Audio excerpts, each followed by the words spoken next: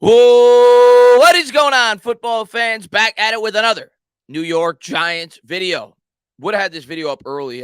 Worked late today. Otherwise, I would have had this video up around 5 o'clock. And I may have another video up late tonight. Be on the lookout for that. I kind of want to break down the press conference today with Joe Shane and Daniel Jones. If not, I'll have it out tomorrow. But you may get a double feature from the entertainer today. And I just talked about myself in the third person. Obviously, this video is going to be about exactly what you saw in the title. I think it's a very important video to go over in terms of how this could potentially affect the New York Giants long term, because I think that's the biggest question mark, the biggest concern, whether or not you're pro Daniel Jones or whether or not you're anti Daniel Jones.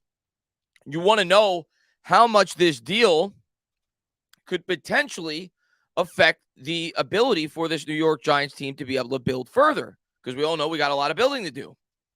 We all know that also that the Giants are going to build mainly through the draft. Shane seemed at least like he's going to be a little bit more willing to spend in free agency this year than maybe I once initially thought, but we'll see. I'm excited to see what this team's going to look like coming out of the offseason. But I really wanted to jump into this contract. Of course, yesterday, Daniel Jones signed a deal, 4 years, $60 million, 82, I believe it is, of which was guaranteed up front, with the possibility of it reaching 94. And I'll get into exactly what needs to happen for that to happen and why, if it does happen, you're not going to be upset if Daniel Jones stays on with this football team more than 2 years. But we'll go over all that in this video. But if Daniel Jones bombs out, like a lot of people fear he may, obviously a lot of people were critical of whether or not Daniel Jones was going to be on this team, the Giants are going to have an opportunity to get out of this deal in 2 years. And I think this deal was structured intentionally the way in which it was, not just for the Giants, but also for Daniel Jones. We see how much quarterbacks are getting paid today. Imagine what they're going to be getting paid in 2025 when, the market goes up. It's going to be about $280 million, the salary cap by 2025, right? And that may even be a conservative estimate. But if that's what it is, imagine what they're going to be getting paid then. 20% on top of what they're getting paid now. And right around there, right? 15 to 20% on top of what they're going to be getting paid now. And Jalen Hurts this year is probably going to top out at like 53, 54 when you start to see some of these extensions come in. So 20% of that, tack on another $10 million, $12 million. So Daniel Jones, if he becomes a top 6-7 quarterback, has the ability to hit the open market when he could be worth $65 million. So I think Daniel Jones's side wanted this to have a potential quick out as well. And I'll talk about why I think no matter what happens throughout this contract, I don't see this contract seeing more than 3 years in its entirety. And probably not more than 2 if Daniel Jones is playing very well. And I'll explain my thought process throughout this video with that. But in the end, the Giants got their guy back. Period. End of story. I think most Giant fans came to the realization around midseason last year he was coming back. The question was, how much did the New York Giants believe in him? And I think Joe Shane and I think Brian Daboll made it abundantly clear that they believe in him enough to build this team around him, at least for the next 2, probably 3 years. And if Daniel Jones continues to progress and get better, there's no reason to think he can't continue to stick around with this team as that salary cap goes up. So we'll see how Jones can improve as a quarterback. I'm excited to break down the press conference earlier today with Joe Shane and Daniel Jones in another video, because they had a lot to talk about. I haven't even gotten an opportunity to listen to all of it quite yet, but definitely some interesting tidbits came out from that. But let's jump into the contract. What you guys are here for, the nitty gritty, let's get down to it. This is the contract, and we're going to go over some of the specifics in terms of the incentives. As a matter of fact, before we even do this, let's go over the virtual guarantees, as we heard yesterday, because that brought a big question mark to me. I think it brought probably a big question mark to you. What does a virtual guarantee mean? And I don't know how the New York Giants are going to quantify this. This came out from Pro Football Talk in terms of how they're going to structure the possibility for Daniel Jones to get $94 million guaranteed, because it's only $82 million guaranteed. And if he bombs, he doesn't get that extra $12 million. Now, of course, if he gets to $12 million, you have to assume the commitment in year 3 would go up in terms of the dead cap hit. But here it is. Jones will earn $1 million in incentives and a $1 million escalator in each year for being a top 15 quarterback. I don't know how they quantify that. Does that mean top 15 in touchdown passes? Does that mean top 15 in yards? I don't know, but I'm sure that there's specifics from within the contract to how they're going to measure that. he can earn another $1.5 million in incentives and another $1.5 million in escalator in each year for being a top 10 quarterback. And he can earn another $1.5 million in incentives and $1.5 million in escalator in each year for being a top 5 quarterback. That's $4 million in incentives and $4 million in escalators if he's a top 5 quarterback in any given season. And at the end of the day, if he's a top 5 quarterback, you will be more than happy for him to hit those escalators. So as fans, you want him to hit those escalators, regardless of what it does to the cap. And I believe if he does, the way it works is the following year, it goes against the cap. I think that's the way it works. Then it also went on to say this. He also has playoff incentives that add up to $5 million in incentives and $5 million in escalators.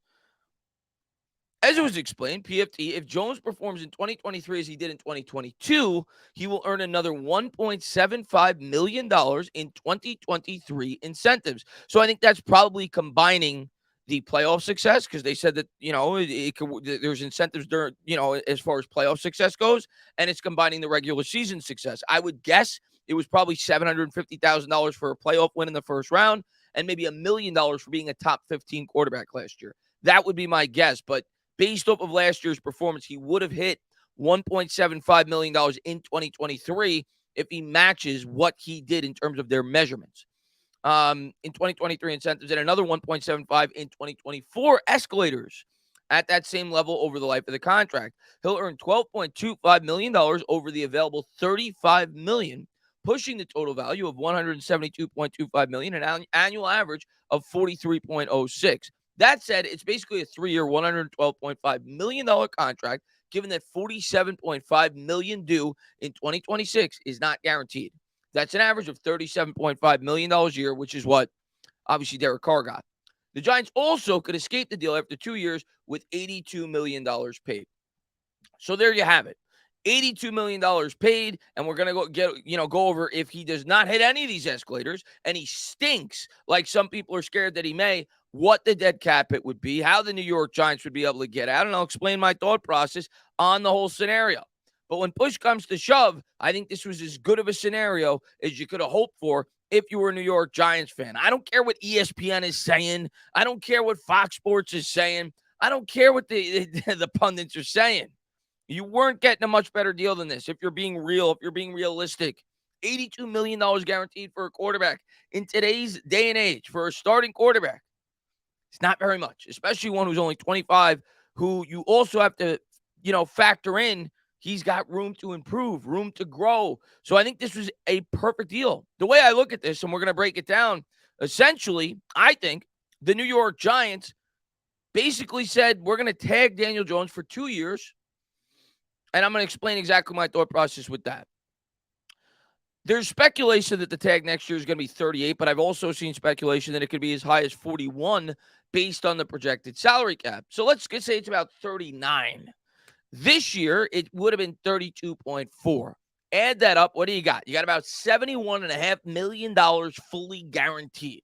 That's what it would have been for Daniel Jones over the first 2 years had they just franchise tagged him twice. But the negative to that, as we all know, since we've been talking about this for the last 2 months, would have been that there was no maneuverability in year number 1. It would have been a full $32 million against the cap. So not only would it have made it harder to build for this year's roster, it would have also made it so that the New York Giants would have had to backload any free agent that they brought in with this football team this year. And if you were going to bring Daniel Jones back on the $32 million tag, you have to think it would have been to analyze him, to see what he could do in terms of growing as a quarterback, correct? So they weren't going to just sit on their hands. They were going to add some pieces that they felt like they needed to add. And if they were to bring them in, if Jones was going $32 million against the cap, well, guess what? They all would have been in backload, and it would have affected the 2024 salary cap. Obviously, by signing Jones, yes, there is a balloon in year 2, and we're going to talk about it. But if Jones fails, the New York Giants have an easy out after 2 years. If he's good, they don't. He's going to get his 3rd year. But if he's good, he should. So that's the way I look at this. So this is the contract for Daniel Jones. Year number 1, $19 million $19 million hit. So let's put that in context. $19 million. What's $19 million for a quarterback? $19 million against the cap, when push comes to shove, was less than what it would have been had the New York Giants extended him on the fifth-year option for 22.5, right? So if Daniel Jones had a good year after that, you would end up paying him a lot more than what they ended up paying him on this extension. So it wasn't nearly as bad as people made it out to be, the fact that they didn't give him the fifth-year extension. I understand there wouldn't have been any further commitment after that, but obviously Joe Schoen and Brian Daboll believe in this guy, at least somewhat, to be able to give him the contract in which they did. It was a put-up-or-shut-up year for Daniel Jones, and he proved enough to them for them to believe that they could build a winning football team around him. So the $19 million against the cap this year and a $225 million salary cap, rough estimate off the top of my head, about 8%. It's about 8%. It's about 8% of the salary cap, which is nothing for a quarterback. Nothing. And they basically nearly sliced in half what it would have been had they had to pay him on a full franchise tag, and it freed up an extra $13.4 million for them to be able to add pieces this year in free agency or via trade to help build up this roster. And that's why they did it. It also gives them a little bit more maneuverability in terms of working with extensions. So there's a lot to talk about in this video. There's a lot. And in future videos, I may even have 3 videos out tonight. I got a lot to talk about tonight, but I wanted to focus one individual video exclusively on the contract. So year one, the Giants have all the room in the world. $19 million, nothing for a quarterback. Year two, yes, they ballooned it up. $45 million against the cap. Now, a lot of people are going to look at that number. They're going to go crazy. I believe that Joe Schoen is going to structure these contracts accordingly to fit it around that $45 million. When I say that, when he extends Dexter Lawrence, he's not going, obviously his balloon year will not be next year. It will be a low cap it next year to fit it around the big cap it of Daniel Jones. Same could be said for a guy like McKinney if they do that, or Andrew Thomas if they elect to do that. So that's the way I look at that. But yes, $45 million against the cap next year when the cap is about $250 million.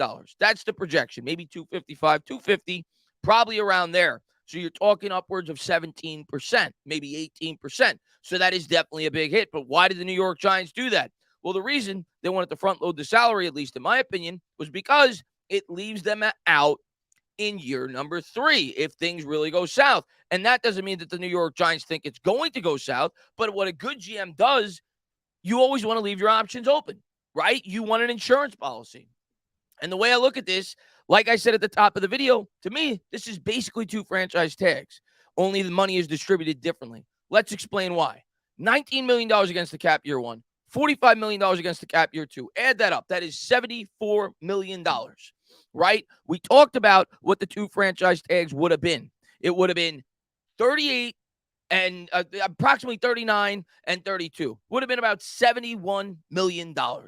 Now, of course, you have the $18 million dead cap if you have to get out on the back end. So, yes, do you pay a little bit of tax? Sure, but $18 million on a $280 million salary cap or thereabouts, the projection, you're talking like 6-7% for the ability to be able to build this roster around their quarterback this year and have the freedom to make some extensions. So, to me, this was always the best case scenario. It allows the New York Giants to build properly this year. They don't feel like they're condensed by the budget. They show some confidence in their quarterback, and it's the best of both worlds. Daniel Jones now has the ability, if he plays really well, to get an extension. Now, if Jones is playing great, I'm going to explain why. I think if he's playing great, this contract gets ripped up in 2 years. I'm going to explain why. So after year 2, the cap hit is actually, you know what? I think this deal's going 3 years. Now that I look at it. This deal is going to go 3 years if Daniel Jones even plays pretty well. If he doesn't bomb, this is going 3 years either way. If he plays great, I think it's going to go 3 years either way because they're going to see out the $39.5 million because at that point, $39.5 is not a whole lot against the $280 million cap. That's like a sustainable number if he's playing really well. The next year, they're going to rip this up if he's playing good or if he's playing bad. If he's bad, obviously you're out of it. Maybe you're out of it after 2. You take the $18 million hit. If he's playing really bad, you draft a quarterback. Whatever. But after 3, the reason you rip it up if he's playing good, look at the cap hit, ladies and gentlemen. The cap hit is $56.5 million against the cap. So why wouldn't, if Jones was playing really well, the Giants go to Jones in an increased market when he may be worth $65 million or $68 million and say, hey, we're going to do the same thing we did the first time around. We're going to give you a 4-year extension on this market, give you $60 million a year if you're playing pretty good, close to 70 if you're playing great, and you're like a top 10 quarterback, but we space the money out accordingly so it doesn't go $56 million against the cap year one, and it continues to allow them to build their roster up properly. So I think under no scenario, really, realistically speaking, does this contract see a fourth year. I think it'll either be ripped up for Jones to continue to get his extension, and he's not going to want to play on that one-year contract anyway if he's playing well, or they'll be able to get out of it. And they certainly left themselves some wiggle room to be able to get out of it after 2. And who knows? I mean, I'm just talking about all the possibilities. I'm not saying I'm predicting this, but I'm trying to talk from the mind of a GM. And I think the way that Joe Schoen was thinking when he wrote up this contract, if he did horrible next year, you really only have 1 year more year of a commitment to him at that point. And if the Giants were picking top 5, yeah, they'd have the freedom to potentially draft the quarterback and use Daniel Jones as a guy for him to learn under for a year. So all the options still remain open for Joe Schoen, which is exactly what he wanted to accomplish. I don't think he gave in at all in this negotiation. I think he got Daniel Jones for a very fair market value. People are going to point to the $40 million. The way this contract is constructed, it's 82 guaranteed with the possibility of it being 94 guaranteed. But if he hits the 94 guaranteed, he's well worth the money. He ain't hitting the 94 guaranteed unless this team is doing damage in the playoffs, unless he's playing like a top 5 quarterback. So that's the way I look at this deal. I think Schoen did a great job, and I think it's a very good deal for Jones as well because he gets that security. He gets that $82 million guaranteed. He gets to play with Dable and Kafka. That's more than what he would have gotten on the 2 franchise tag guaranteed at a bare minimum. That would have been 71. He got an extra 11 million with the possibility to get more. And he has the ability to potentially hit the open market in 2 years or 3 years. If the Giants were to cut him after 2 and he's playing pretty good, but say they love a guy in the draft, he's still going to make more money on an increased market somewhere else. If he's playing great, they may rip up the contract after 2. They would certainly consider they would do it after 3. So I think he gave both Jones and the New York Giants maneuverability for Jones to make more money and for the Giants to be able to move on if they feel they need to, which is exactly what you wanted in this contract. I don't think Joe Schoen overcommitted. I think he got him for as good as you could have possibly hoped for. People that were talking about $25 million were living in Disneyland. That was never happening. And the way that that was broken down, as I talked about at the top, this works out to be a $37.5 million contract on average because the 4th year is meaningless. That 4th year is not being seen. Okay, it's 56 against the cap, $9 million dead cap at that point. So he'll either be cut or he'll be extended off of it. So the way it works out to be, it's probably going to be a 3-year deal for an average of $37.5 million, with them obviously giving themselves a little room year 1 for them to be able to build around Daniel Jones as they try to build up this roster. Next year, they have a ton of cap space before this contract. So they said, let's balloon it next year, $45 million, and we won't have to commit as much to Daniel Jones in year 3. And we may work out like bandits in that 3rd year if Daniel Jones is playing very well. We get to keep him on at that point. Will be a very cost-effective salary. So that I think that was where Joe Schoen was going when he signed up this contract. I like the deal. Matter of fact, I love the deal. It was much better than I thought it was going to be. I thought Jones was going to get 5 years, and I thought he was going to get at least 100 guaranteed without incentives. I thought he was going to get 100 guaranteed without incentives and probably 5 years for 200, which maybe would have been a 3-year out. Giants ended up doing better. They in terms of giving themselves more options. So I thought it was a really good deal for the Giants, and I still think it was a really good deal for Daniel Jones. So I think all parties are happy. I'm excited to see what Daniel Jones could do year 6, right? No, 5. No, 6, right? It's been 6 years? Holy crap. With the New York Giants. So, no, year 5. I'm sorry. Either way, insane stuff, man. Insane stuff. So, super happy to see Daniel Jones coming back year 5 with the New York Giants. We'll see. But I think the deal is fair. And I expect Daniel Jones probably to remain on with the Giants more than a lot of people realize. I think he's going to play good with Dable. I think he's going to play good with Kafka. And my guess would be by the year 2025 or the year 2026, he's probably going to get another extension if he can remain healthy. Because I believe in this coaching staff and I believe in Joe Schoen's ability to bring in players to get the most out of Daniel Jones. But that's a discussion for another day. We'll talk about that in 2025. Right now, it's 2023. Enjoy the next 2 years at a bare minimum of Daniel Jones. As always, guys, if you liked what you watched, please subscribe. Drop a comment. Maybe give me a little thumbs up. Cheers.